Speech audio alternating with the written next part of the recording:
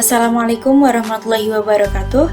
Saya Safira Musyafiro dengan NIM 2103211000134. Pada kesempatan kali ini, saya akan menjelaskan tentang tanah organik pertanian.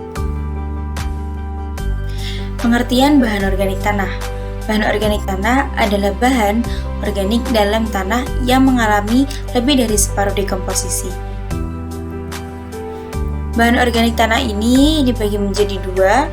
Yang pertama, bahan yang belum mengalami perubahan, meliputi sisa-sisa yang masih segar dan komponen-komponen yang belum mengalami transformasi, yaitu senyawa yang masih berupa sisa peruraian yang terdahulu.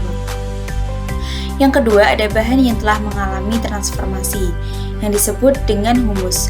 Humus adalah zat humat yang bercampur bersama mikroba yang sudah menjadi suatu senyawa yang stabil serta telah menjadi bagian dari tanah. Sumber bahan organik sendiri ada dua. Yang pertama, primer. Sumber primer bahan organik adalah jaringan tanaman berupa akar, batang, ranting, daun, dan buah. Yang kedua ada sekunder. Sumber sekunder bahan organik adalah binatang atau hewan. Nah, sumber bahan organik bagi tanah yang berasal dari tumbuhan atau tanaman, yaitu yang pertama ada sisa tanaman. Kandungan hara beberapa tanaman pertanian ternyata cukup tinggi dan bermanfaat sebagai sumber energi utama mikroorganisme di dalam tanah. Yang kedua ada pupuk hijau. Tujuan pemberian pupuk hijau adalah untuk meningkatkan kandungan bahan organik dan unsur hara dalam tanah. Yang ketiga ada kompos. Kompos mempunyai kandungan hara makro yaitu N, P, K, Ca, Mg, dan S, dan hara mikro Fe, Cu, Mn, Mo, Zn, Cl, dan Br yang sudah lengkap. Yang keempat ada limbah.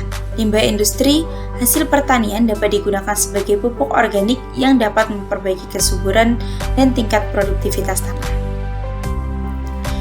Yang kelima ada pupuk kandang yang merupakan campuran kotoran padat, air kencing, urin, dan sisa makanan atau tanaman. Hubungan bahan organik dengan kesuburan tanah dan pertumbuhan tanaman. Peran bahan organik dalam memperbaiki sifat biologi, fisika, dan kimia tanah. Perbaikan sifat-sifat tanah tersebut akan disertai dengan perbaikan keseimbangan ketersediaan air, udara, unsur hara di dalam tanah. Tanah yang diperbaiki kesuburannya menghasilkan pertumbuhan tanaman yang lebih tinggi dibanding yang tidak diperbaiki kesuburannya. Pengelolaan bahan organik di Indonesia.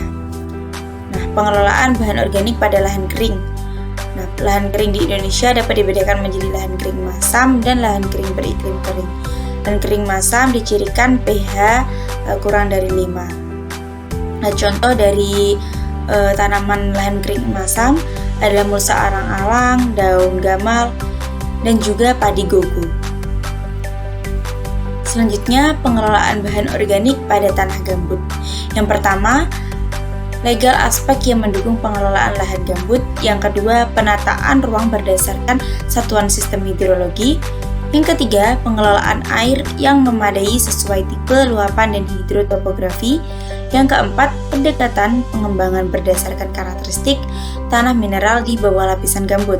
Yang kelima dan yang terakhir, peningkatan stabilitas dan menurut sifat toksik bahan gambut. Terima kasih, mungkin itu yang dapat saya sampaikan. Kurang lebihnya mohon maaf. Wassalamualaikum warahmatullahi wabarakatuh.